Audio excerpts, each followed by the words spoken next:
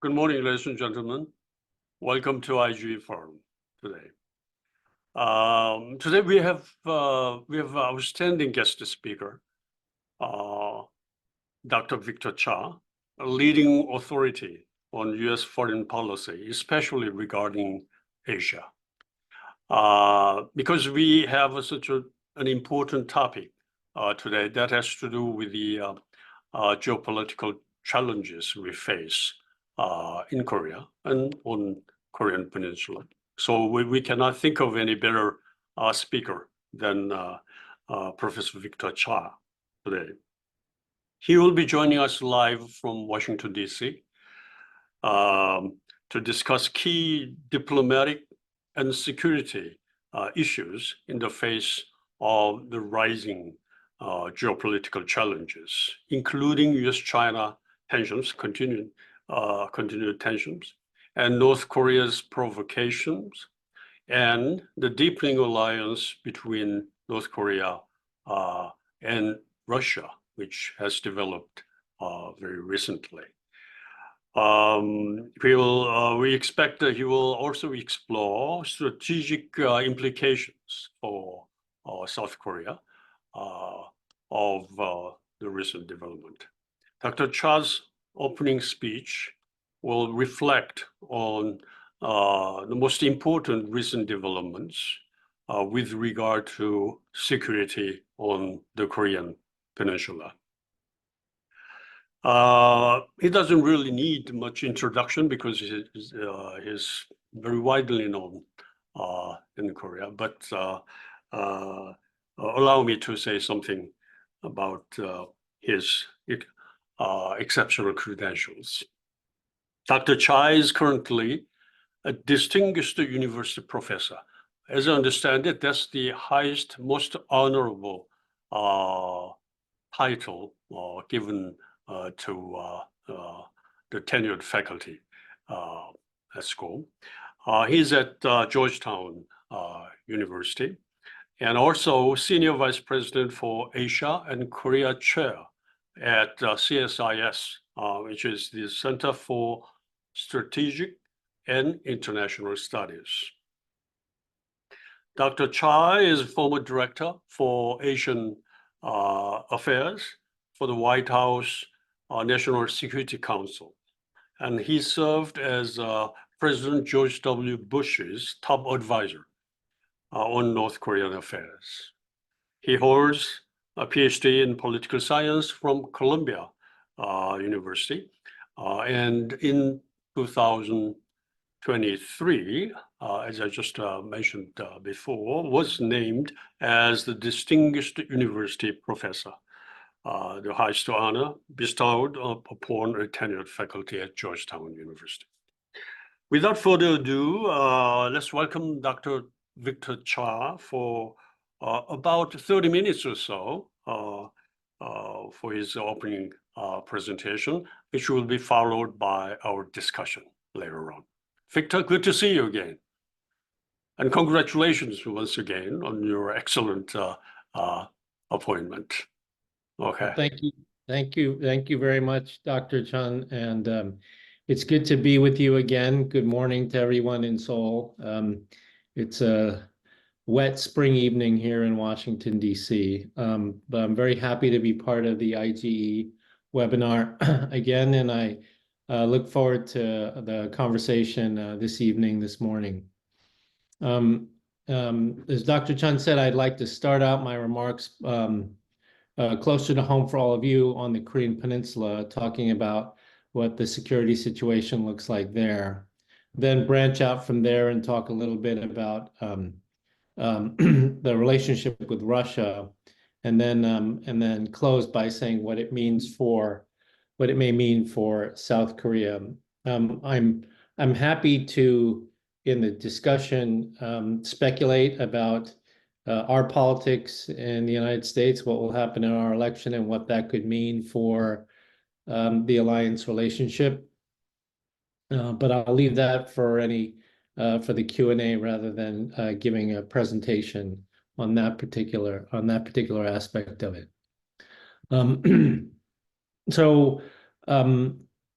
Where I'd like to begin is to talk a little bit about what we should expect to see from North Korea in 2024, what the likelihood there is of conflict, of some have even speculated war coming from North Korea in 2024. And I've brought along some data with me this evening, to try to address this question of what to expect from North Korea in 2024. The bottom line up front is that I certainly expect, and we've already seen, much more belligerent North Korea in 2024. In fact, I think just today or over your evening last night, North Korea fired another ballistic missile into the direction of Japan. I expect we'll see a lot more of this in 2024 with really little opportunity for dialogue. I don't think dialogue is impossible, but as things stand right now, they don't look very plausible given the current situation. And let me explain why I feel that way. And I'm going to share my screen here so that you can see some of my slides. I think you can see that. So the situation right now is what we've seen has been a secular increase in North Korean provocations over the years, over the past 4 U.S. administrations. So what you see here on your screen is the average annual number of provocations by North Korea during each year of the past 4 presidencies in the United States. So if we start at the far left, we see that during George W. Bush, the average was about 3.5 North Korean major military provocations per year. As Dr. Chun mentioned, this was the administration that I served in the United States. And I was surprised by this number because it certainly felt like more than 3.5 a year. It felt more like 3.5 every month or every other month.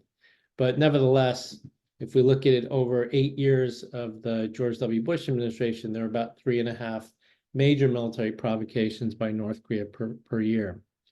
If we move then to the 8 years of the Obama administration, we see this go up to just about almost 11 provocations per year. As you're probably aware, the Obama administration was known for a policy of what was called strategic patience, which wasn't focused so much on diplomacy, but was focused on sanctions pressure on North Korea to try to put them in a position where they would be more pliable for negotiations.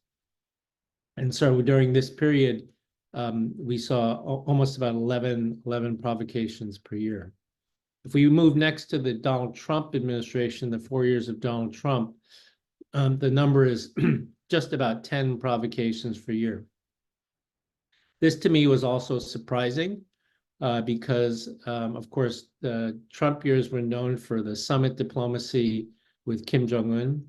But in spite of that summit diplomacy, the actual average number of provocations was not that different from the 8 years of Obama when there was no summit diplomacy. They were about the same, which I think itself is interesting. And then, of course, the really interesting thing is when we get to the Biden administration, we see this dramatic increase, right, to an average annual of 34 major military demonstrations, ballistic missile tests, cruise missile tests, things of this nature. 34 average of annual of 34 per year, which is a dramatic increase. If you see in this next slide, we've broken this down for you by year between the 4 years of Biden, which we're now completing, and the 4 years of Trump. You can see if we go to the very bottom of the slide in 2017, the Trump administration, you'll remember 2017 was the year of fire and fury, where there was a lot of loose talk between Trump and Kim, threatening each other, Trump calling Kim Little Rocket Man, promising to rain fire and fury on North Korea. Kim Jong-un responding that Trump was senile and that North Korea was ready to strike targets of major U.S. cities. 2017, as you remember, was a very difficult year with lots of the potential for things escalating out of control. Then we see in 2018, we see that this is when the summit meetings start, the Singapore summit in 2018, and then the beginning of 2019, the Hanoi summit. And we see actually no provocations in 2018. In fact, in all of the data that we've collected on North Korean belligerent behavior, this is the only year in which there are no belligerent acts by North Korea, 2018, during the year of summit diplomacy with Trump. But as we all know, in 2019, that summit diplomacy fails after the Hanoi summit in February of 2019, where Donald Trump leaves the summit meeting without an agreement. He actually cuts the summit meeting short without an agreement. And North Korea goes back to its practices of continuing these provocations through 2020. If we go now to the Biden administration, we see in 2021, initially North Korea did some provocations, but there weren't that many. And I think that was in large part because they were in a wait and see mode, trying to see what the policy review of the Biden administration would turn up with regard to policy towards North Korea. And they basically gave the Biden administration 1 year from inauguration in January of 2021 to January of 2022. They gave them basically 1 year to try to understand what the policy would be. And then almost like clockwork in January of 2022, it's almost like someone turned a switch in North Korea, and then they went back into full scale and a dramatically heightened tempo of military provocations, missile provocations, and other sorts of military provocations. 51 in the year of 2022, 29 in the year of 2023, and they're already on pace in 2024 to do quite a large number of these sorts of actions.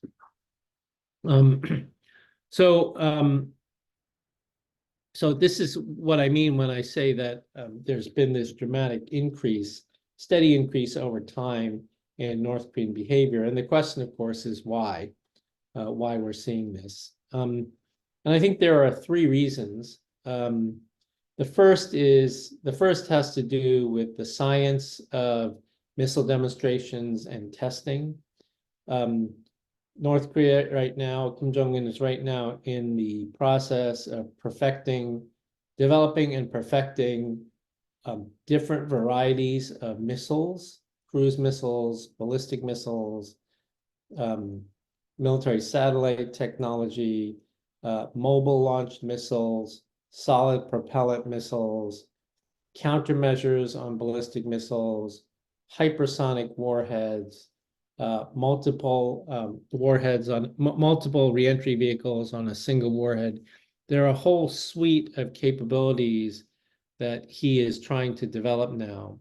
And in order to accomplish that, he needs to test.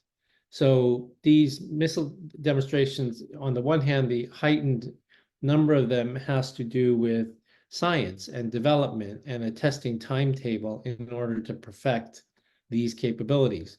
And that's why we're seeing more of them.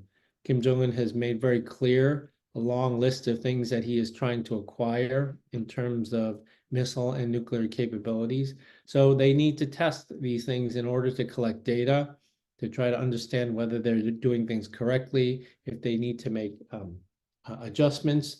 That there's only a limited amount that you can do through computer simulation. They need to actually do the testing. So that's certainly one reason, science and development. Another reason is has to do with really more operational exercising. And what I mean here is that certainly some of the heightened testing has to do with science and development, but some of it is not about science and development, and it actually is focused more on operational exercising. So when North Korea is testing the same missile over and over again, whether it's a short-range ballistic missile or a medium-range one that they seemingly have already done a number of tests on, then you have to start thinking, this is not just science. This is not just development and science. This is now moving into the realm of exercising. So when they fire a short-range ballistic missile or a series of them, and then they follow it with medium-range ballistic missile tests, and they follow it with a bomber run, then that, when you put those things together, that is military exercising. That's operational exercising, just like the US and South Korea do exercising. This is North Korea exercising standoff capabilities or nuclear attack capabilities, for all we know, with their short-range and medium-range ballistic missiles. So that's another reason why I think we're seeing heightened testing under the Biden administration. And then the third reason I think we're seeing this high degree of testing has to do with diplomacy, or I should say the lack of diplomacy between the United States and North Korea. We've done a study at CSIS that goes all the way back to the days of the agreed framework in the 1990s, and found that there is definitely an observable correlation between periods of US DPRK negotiations or diplomacy and a lowered tempo of North Korean testing, missile demonstrations, other sorts of belligerent acts. In other words, in periods when the United States and North Korea are sitting at the table together, either in a multilateral six-party format or bilaterally, those periods coincide with a much lower tempo or even no North Korean provocations. And so the flip side of that is that we have not had any real negotiations for quite some time now. We've had no negotiations really in the Biden administration at all. We haven't seen any negotiations, and therefore we're seeing heightened testing by North Korea. So I think those are some of the reasons why we've sort of seen this secular increase from the George W. Bush administration through Obama, through Trump, and now to the Biden administration. So with that, this gets to my next point, which is that in 2024, I think things will get even worse. I expect to see a heightened tempo of testing, of demonstrations, of exercising for two additional reasons. And the first reason has to do with 2024 itself. 2024, as you all know, it's an election year in Korea. You have an election coming up very soon in 9 days. Well, I guess it's 8 days because it's April 2nd there. But of course, in the United States, we have an election in November. And one of the things that we found, again, in our collection of data is that there is an observable correlation between US presidential election years and a heightened pattern of North Korean missile and demonstrations and belligerent actions. That is in years when the United States has a presidential election or when the United States has a congressional election without a presidential election. Those are the so-called midterm elections. In those particular election years, we tend to see much more North Korean activity. And so I can, if I share with you just one other slide.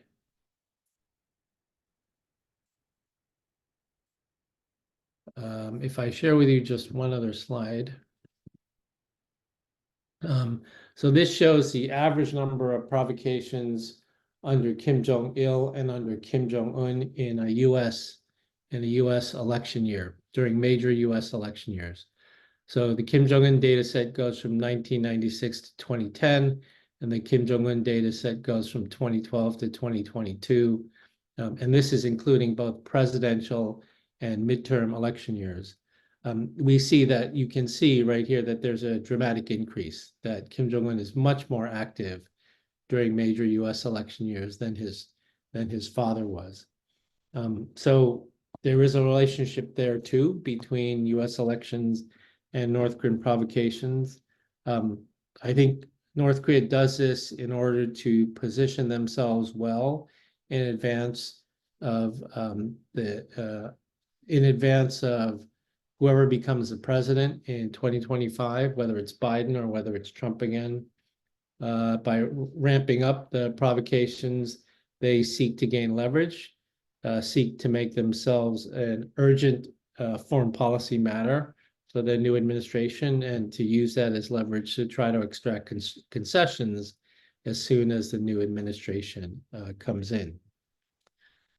Another reason I think that we're seeing this 2024 will see a lot more provocations has to do with particularly in the first quarter and the second quarter of this year, has to do with US military exercising. The United States is now in a heightened tempo of US military exercising around the Korean Peninsula with South Korea.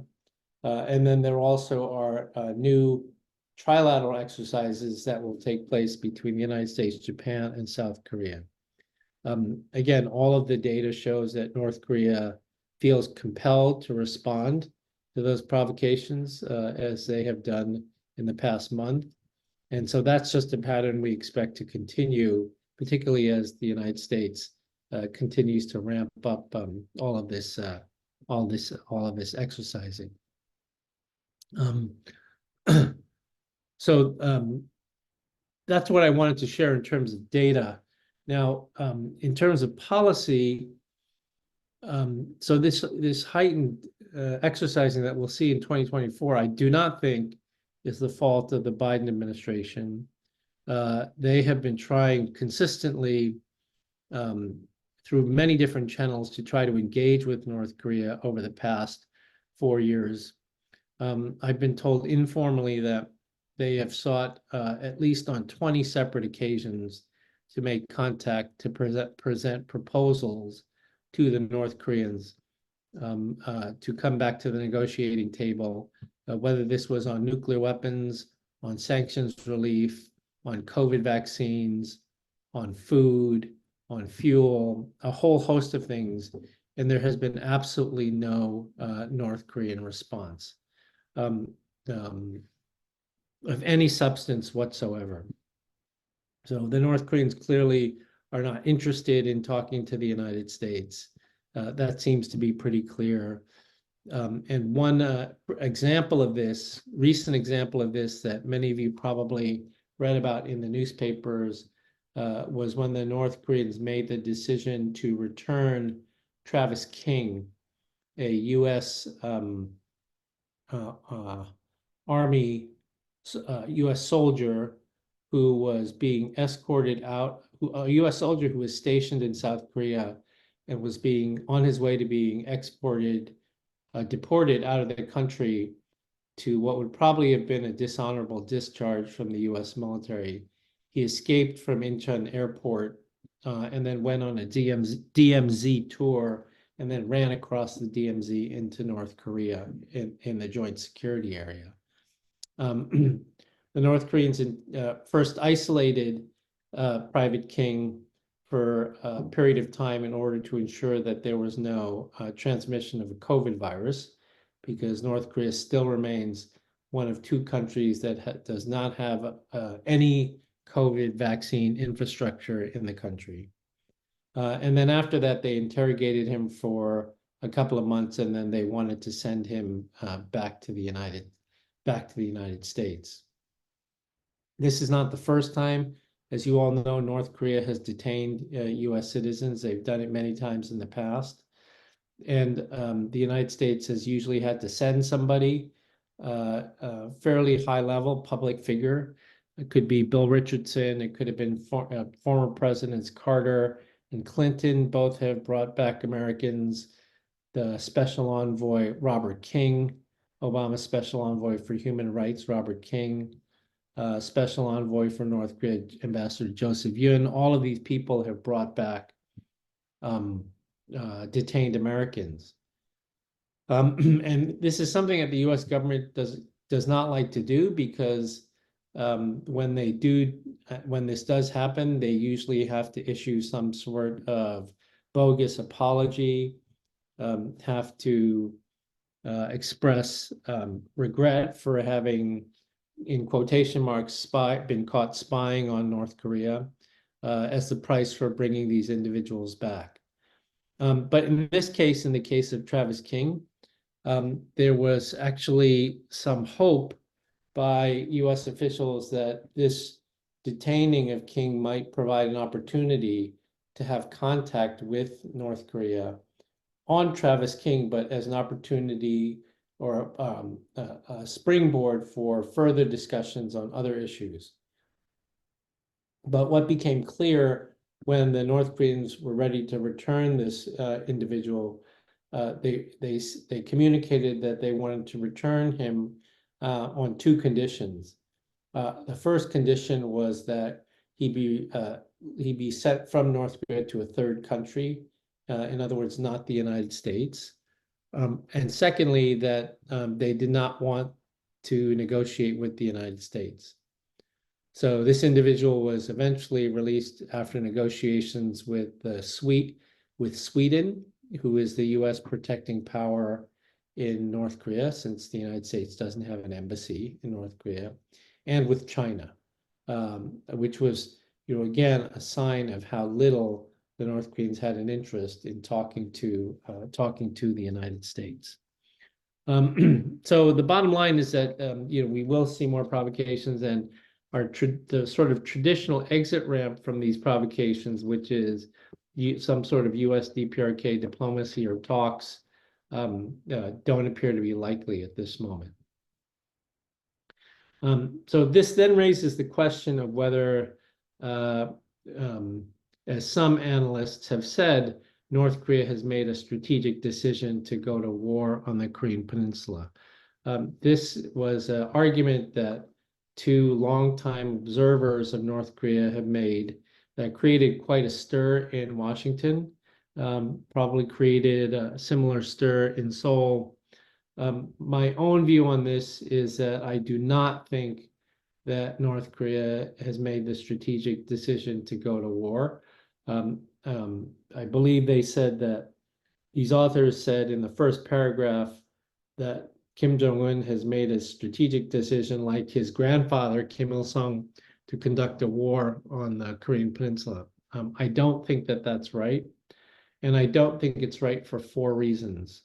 The first is that I do not believe that, the first is that I believe that North Korea is still not confident enough in its capabilities such that it believes it can deter U.S. retaliation to any sort of North Korean action against South Korea. Yes, their capabilities have grown much stronger over the past few years, but still they are nowhere near, Kim Jong-un is nowhere near confident enough to believe that his capabilities are sufficient to actually deter the United States from retaliating if North Korea carried out a military action that killed South Koreans and Americans. Second, the heightened tempo of U.S.-South Korea exercising, as well as U.S.-South Korea-Japan exercising, ensures that there is no miscalculation on the part of Kim Jong-un that somehow he would be able to deter the United States and South Korea from responding to a military attack of any sort. Third, if North Korea really were ready to go to war, then they would be undertaking a series of things on the ground that would be observable through both government and commercial satellite imagery that would be telltale signs of a military that was mobilizing for war. Not least of which is that if North Korea were really preparing for war, it would not be selling all of its ammunition to Russia for the war in Ukraine. They would not be selling all of this ammunition, 3 million rounds, over 3 million rounds of ammunition to Putin for the war in Ukraine if Kim Jong-un were really preparing for war. And I'll talk more about that in a minute. And then fourth, I think that if North Korea were really ready to engage in war on the Korean Peninsula, then it would be using strategic deception by talking about peace initiatives with South Korea. They would be trying to engage South Korea as a part of their strategic deception tactics in advance of a military war. But that, of course, is not what they're doing now. If anything, they are decoupling from South Korea. So for all these reasons, I think 2024 will certainly be a very bad year. There won't be many opportunities for exit ramps, but I don't think it means that North Korea is ready to go to war on the peninsula. Now, let me move on to the other topic, which is Russia and North Korea. So this situation that I described to you is, of course, not a very good one at all, but it has been made worse by this new relationship between North Korea and Russia. This is bad news in several different respects. The first is that the relationship between Russia and North Korea today is really unprecedented in favor of North Korea. And what I mean by that is that historically, the relationship between North Korea and the Soviet Union, North Korea and Russia was very one-sided in the sense that the North Koreans were always asking for things from the Soviet Union, from Russia. They were asking for security guarantees. They were asking for a nuclear umbrella. They were asking for heavily subsidized fuel. The Soviet Union used to provide fuel to North Korea at heavily subsidized prices, 1/4 of the market price. And they were always asking the Soviet Union for debt relief, whether this was with Gorbachev or Yeltsin or any others. These were sort of the things that the North Koreans were always asking the Soviet Union or Russia for. Now we're in a completely different situation where it's Putin that needs North Korean help. It's Putin that needs North Korean ammunition. As the NATO Secretary General said last month, the Ukraine war has come down to a war of ammunition. And Russia is firing, some estimate, between 250,000 and 300,000 rounds of artillery every month, while the Ukrainians are trying to at least hold the line against Russia by returning fire at a burn rate of about 75,000 rounds per month. That's a lot of ammunition, and Russia was running out of ammunition until it got help from North Korea. And so this has really changed the terms of the relationship. This was one in the past where North Korea was a supplicant in the relationship, and now we have a new relationship in which Putin literally needs North Korean ammunition to survive, in this war against Ukraine. The second piece of bad news related to this is that what the Russians are providing in return for all of this ammunition.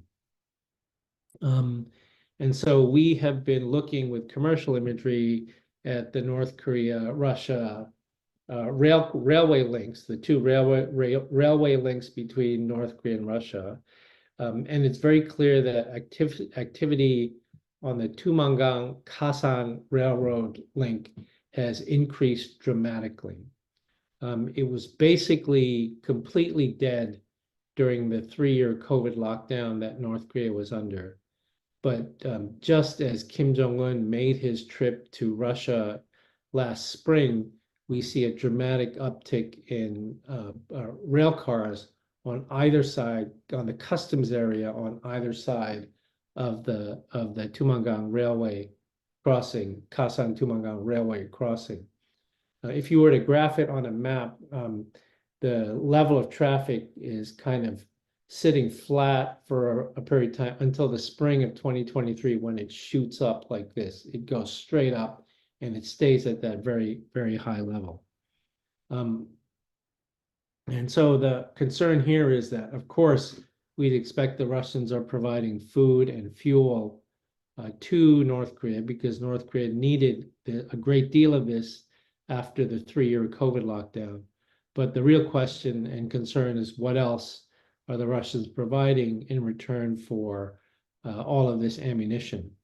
It's my personal view that I don't think Kim Jong-un, the North Korean leader, would have traveled, taken the long train ride to Russia in the spring of 2023, about a year ago, only for food and fuel. I don't think the North Korean leader would travel all the way to Russia only for food and fuel. And so there's a lot of concern that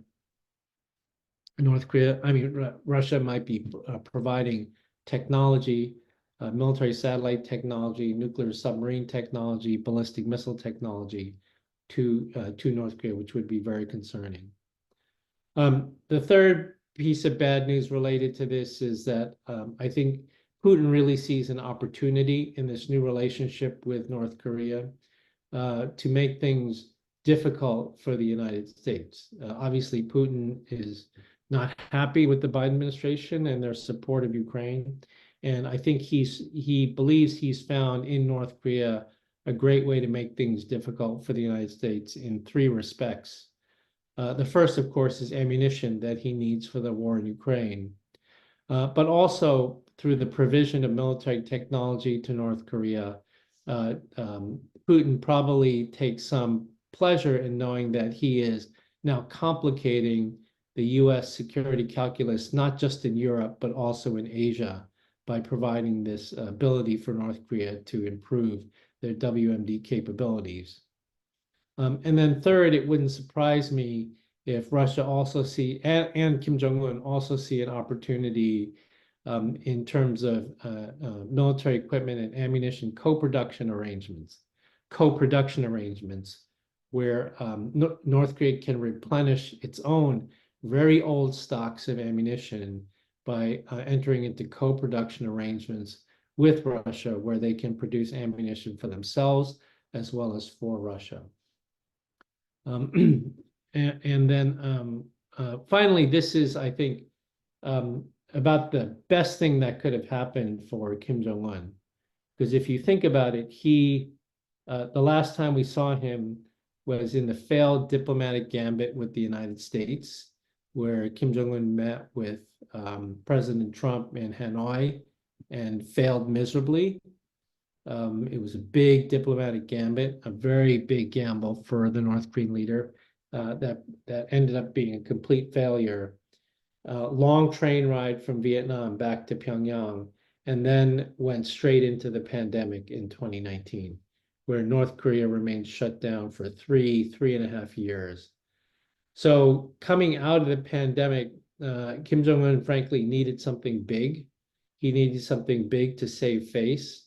Another visit to Singapore or to Indonesia or to Mongolia wasn't going to do it. It had to be something big. It had to be with either China or with Russia. And of course, this is happening with Russia. We fully expect that Putin will make a return visit to North Korea sometime in the spring or the summer. These are very big and important steps for North Korea. I wanted to show you, just to give you a sense of this cooperation, and I know I'm running short on time. I wanted to show you just quickly some of the commercial satellite imagery that we have been using to look at how North Korea has been supplying Russia. What they're doing is they're moving things from Najin Port to Danay Port in Russia on the east side of the continent. And then Russia is moving it by land, by railway, west all the way across the width of the Eurasian continent to 3 storage depots that are near the warfront with the Ukraine. This is one of them, Tikhoretsk. This is a picture of Tikhoretsk in August of 2023. So you can see this storage facility here.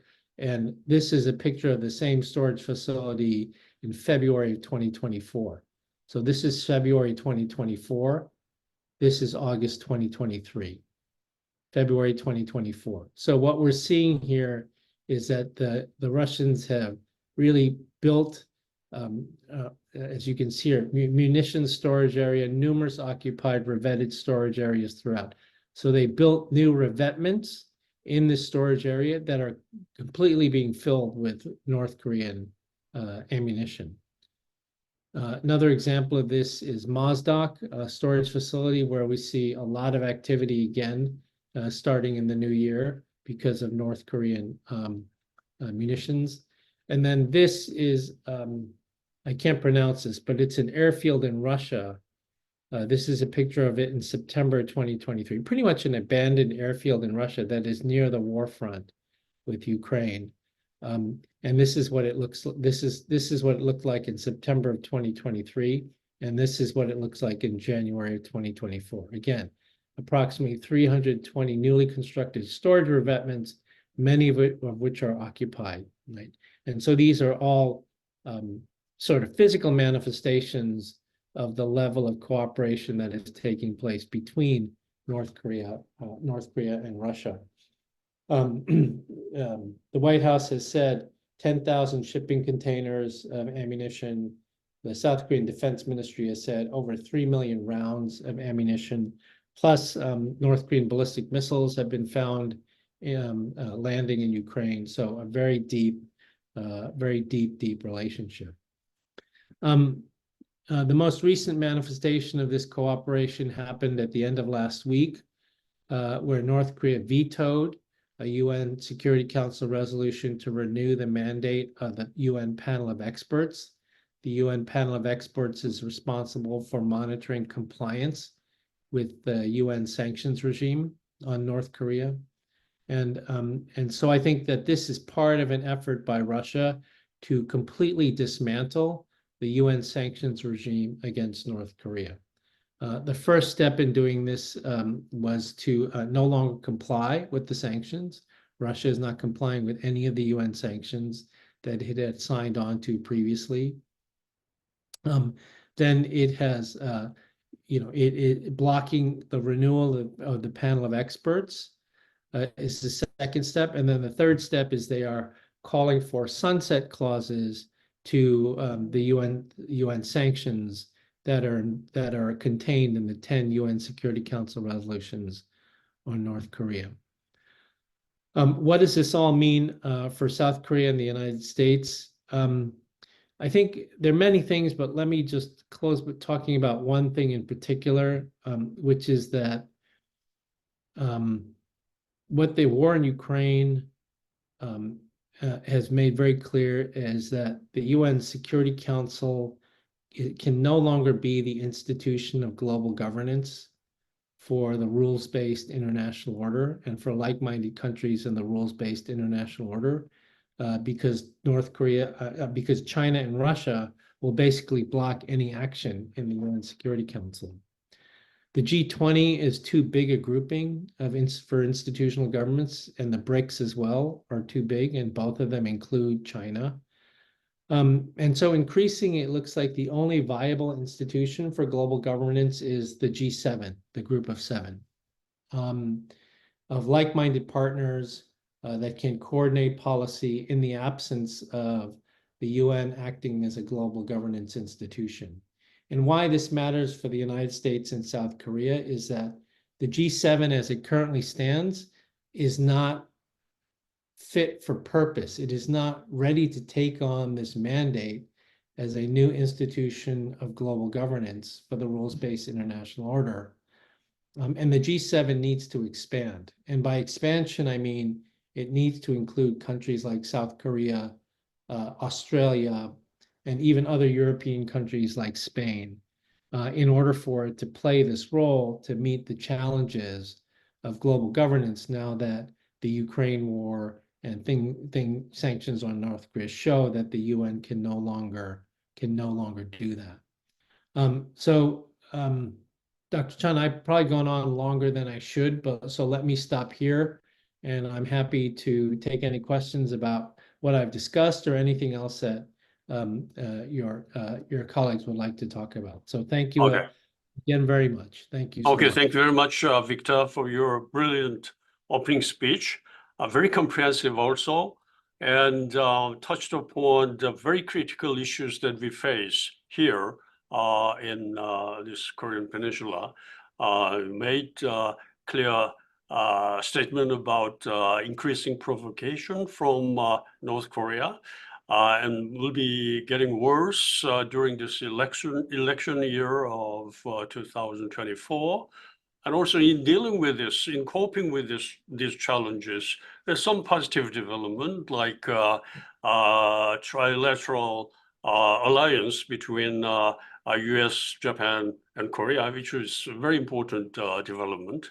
But on the other hand, we have also bad news, very worrisome development on North Korea, Russian increasing alliance there. And you mentioned some very significant, very serious repercussions from North Korea's closer relationship with Russia.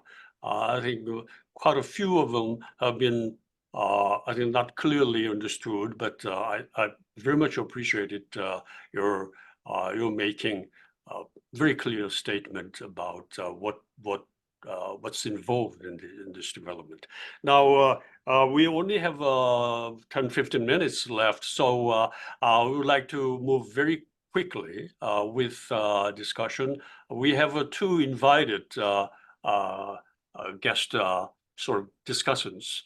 One, let me start with Ambassador Kyung-wook, who is a very prominent government official throughout his career. He was first Vice Minister of Finance and Economy, and also served as Korea's ambassador to OECD, after having career at World Bank and IMF, both Bretton Woods institutions. Mr. Ho, you're on the floor. Perhaps just one question from you. Well, thank you very much for the excellent presentation.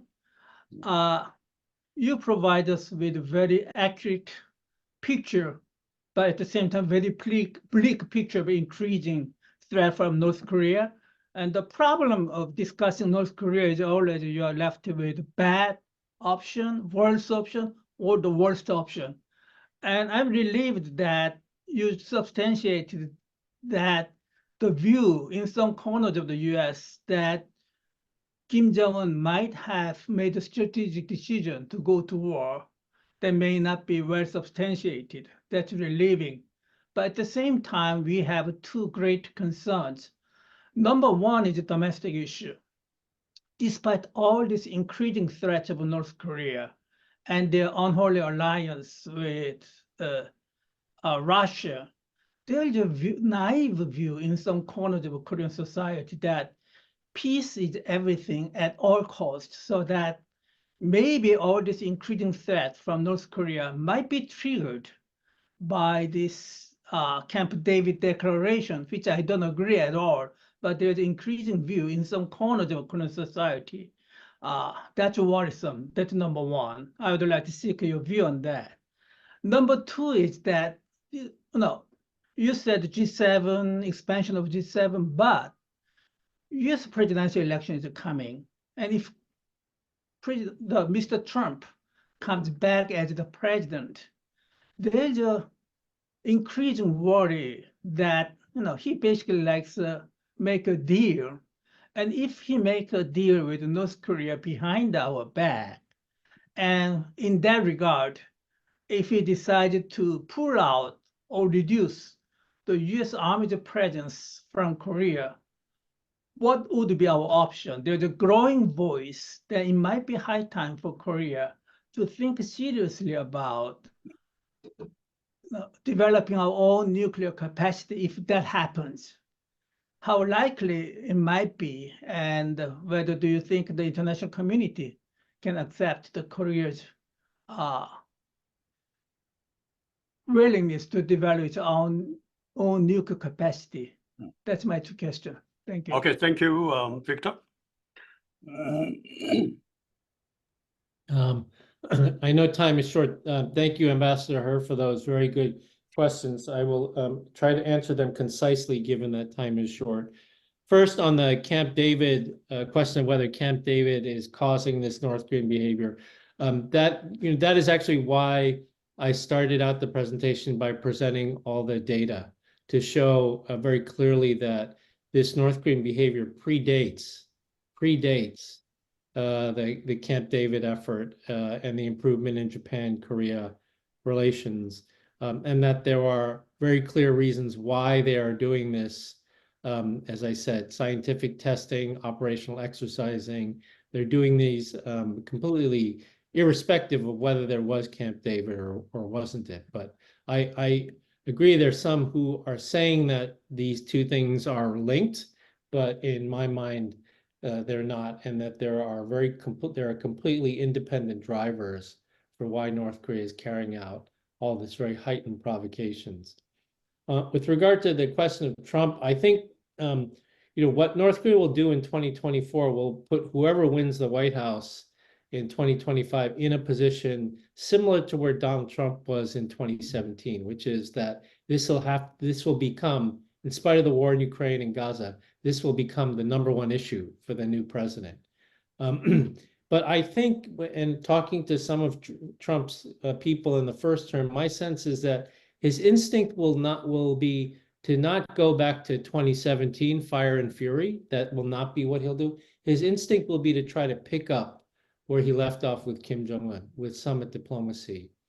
And there it's possible that he would try to make a deal of sanctions lifting in return for no long-range ballistic missile tests and no nuclear tests, but not denuclearization, not short-range ballistic missiles or things that would be threatening to South Korea. That's decoupling, right? And that sort of decoupling, I think, would raise serious concerns in South Korea and could spark really a national security discussion about what South Korea should do next. Thank you. I appreciate your comment. Okay, was that okay with Ambassador? Or? Thank you. Okay, thank you very much. Okay, then let's move on to our second discussant, who is Professor Kim Jin-il, who is university. He's at Korea University with graduate degrees from Yale University. He is the emerging academic leader in economics in Korea, having extensive experience overseas, like working at U.S. Federal Reserve, IMF, and Georgetown University as well. So, okay, let's welcome Professor Kim. Thanks, Dr. John. Hello, Professor Cha. Actually, I was an adjunct professor for 2 semesters at Georgetown in '98, I believe. And I met you when you attended the reception of the honorary degree by President Kim Dae-jung. I think you were the host for that meeting. Yes. And I was there and I said hi to you. So 26 years ago. Good to see you. Thank you, and good to see you again. So let me pick up when the second last question by Ambassador Her about this election, and in one of the 2 scenarios, probably the more likely scenario you are familiar with the Trump scenario, and there I think I'd like to ask about not the diplomacy, but the trade issues. That's more I'm familiar. And you told that Trump will pick over his left in terms of the diplomacy. But trade is a little more complicated than that, I believe, because the 4 years of the Biden term would affect the trade issues here and there. So what are the issues we should think of for if Trump wins, what would happen to the trade side, especially with China, because Korea is probably the country that is affected by the most, by China and the United States. So great if we can hear your view on that. Thank you. Okay, thank you. Victor? Thank you. Yes, thank you. Thank you, Professor Kim. It's good to see you after all these years. You haven't aged at all. So it's a very good question. So I have a couple of responses. The first is that I think when it comes to allies, I don't think Trump's views would change. In other words, he still views allies as trade adversaries. And I think that any country or any ally that has a trade surplus with the United States, and that would include South Korea, I think that he will put tariffs. He will slap a 10% tariff, for example, across the board. As outrageous as that might sound, it's highly possible that he'll do that. With regard to China, I think it could go in one of two directions. He could. There are some, and we actually heard this view during the Republican primary by the moderate Republicans, not Trump, but the moderate Republicans like Nikki Haley. There's a part of the Republican Party that is actually calling for revoking PNTR for China, right? So like really hardline decoupling of trade with China. And in that regard, Trump might actually be more moderate than that, because he may focus on sort of very high tariffs, as he did in the first term, but might not go so far as to call for revoking PNTR for China. However, at the same time, I think that there will be continuity with the Biden administration on economic security issues. So whether we're talking about chips or AI or quantum computing, I fully expect that a Biden administration will actually continue, a Trump administration would actually continue what the Biden administration did, in large part because I think Donald Trump feels like he started that idea. And in fact, we did see it in the Trump administration, this effort, whether it was on BRI financing or on Huawei 5G, to really try to decouple from China.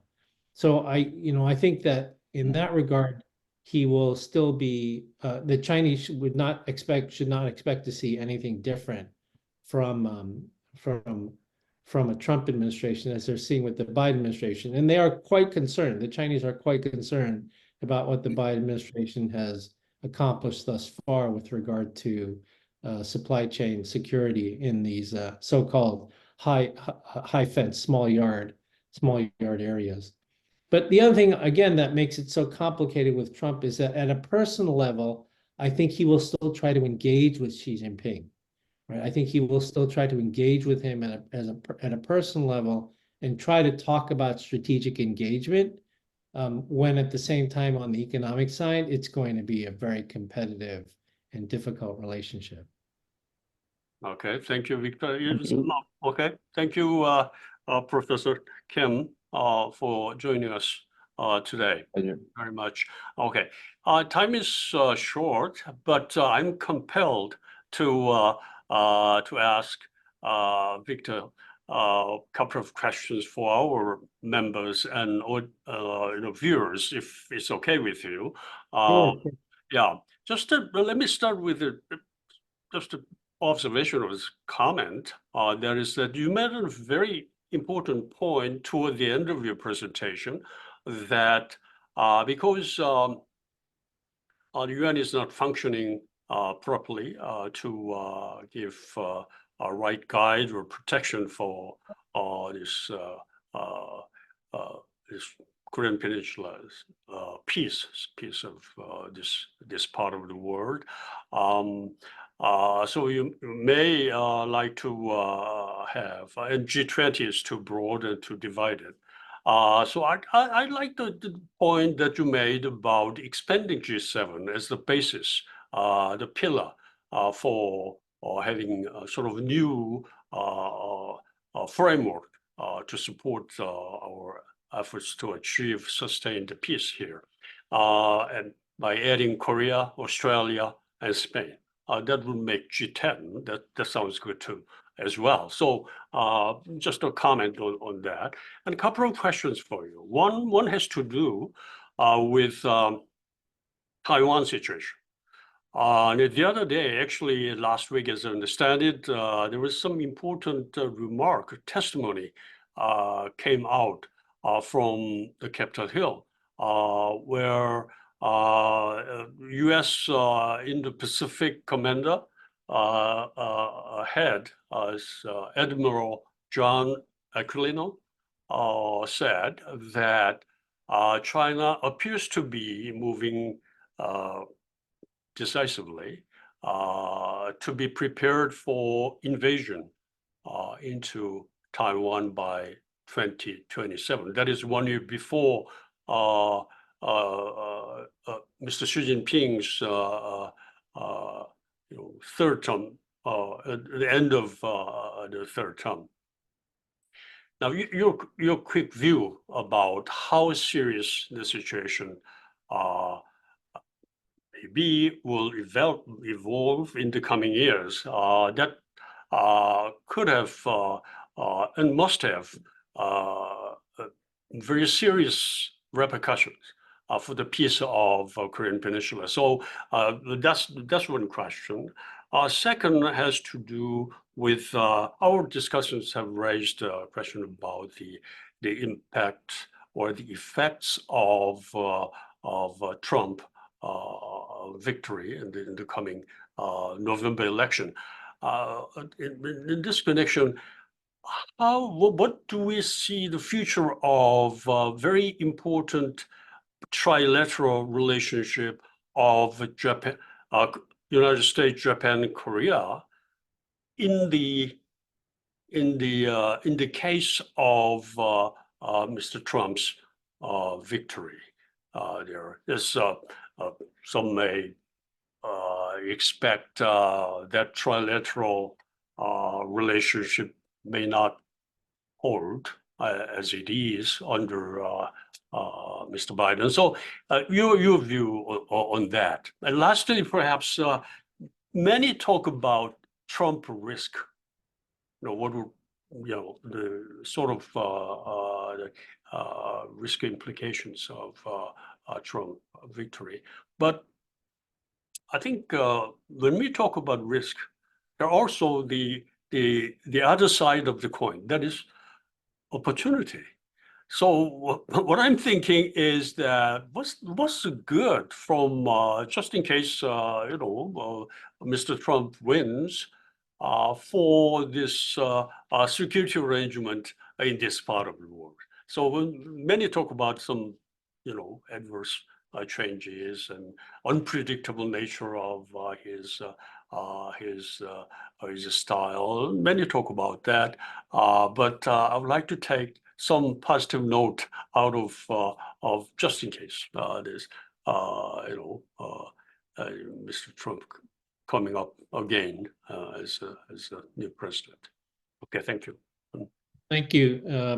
Thank you, Dr. Chun, for those questions. Let me tie at least the last point about opportunity together with your initial comment. So it's possible that one opportunity might be to try to convince Donald Trump that expansion of the G7 to having countries like Korea and Australia in it is something that could be seen for him as sort of his special stamp on the G7.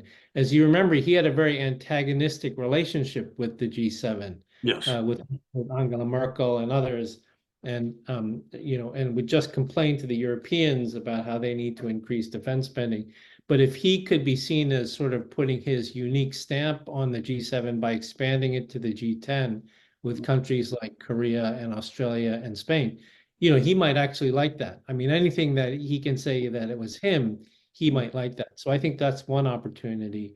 I think the other opportunity is that Trump will not want to spend a lot on defending allies.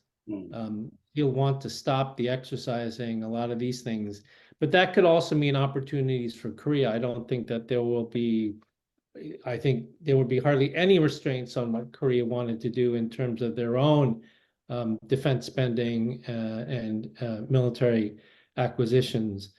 On Taiwan, and then the third opportunity,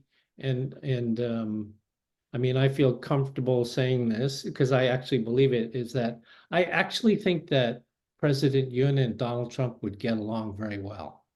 I think that they are both very strong personalities. Neither of them are career politicians. I actually think they would get along. The way Abe and Trump got along, I think in Asia it would really be President Yoon, because I don't think Kishida or Marcos or Albanese in Australia have the sort of personality that can match Trump, but I think actually President Yoon does. On Taiwan, yes, it's very concerning, and we should take very seriously when the Indo-Pacific commander of the United States says he's concerned that China is getting ready for war in 2027. There are two things that I would note. The first is that I don't think Xi Jinping right now has any confidence in that his military could actually fight a war in the Taiwan Straits. Right now, he's so worried about corruption in his military, and he does not believe it's a fighting force. It is a vehicle for graft and corruption, but it's not a fighting force. And I don't think he's comfortable at all that they're ready for something like that. And that he's seen sort of the sort of casualties we're seeing in the war in Ukraine. And we have to remember, like China, the Chinese people, the Chinese government, the Chinese military, they have not seen casualties in war since the Korean War. They have not seen casualties in war. And a Taiwan fight would be extremely bloody. We know that, and there would be major losses for the Chinese. The only thing that would make me more concerned is that, as you know well, we have a new government in Taiwan coming in May, and we really don't have a good sense of William Lai, the president-elect. He's not very focused on foreign policy issues. He's not very strong on cross-straits relations. And we know he has sort of a nativist nationalist instinct. So if he's the variable that all of a sudden says something very provocative, then Xi Jinping will have no choice but to do something. But that's where the United States, I think, has to play a role in ensuring that sort of scenario doesn't come to pass. Okay, great.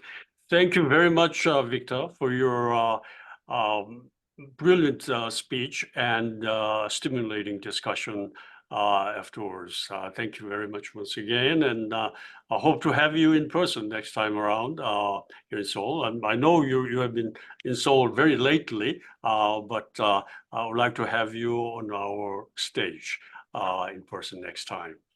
Wish you all the best. Look forward to seeing you soon. Okay, thank you. Thank you so much. Thank you so much. Thank you. It's very good to be with you all. I know. Thank you. Okay. Thank you.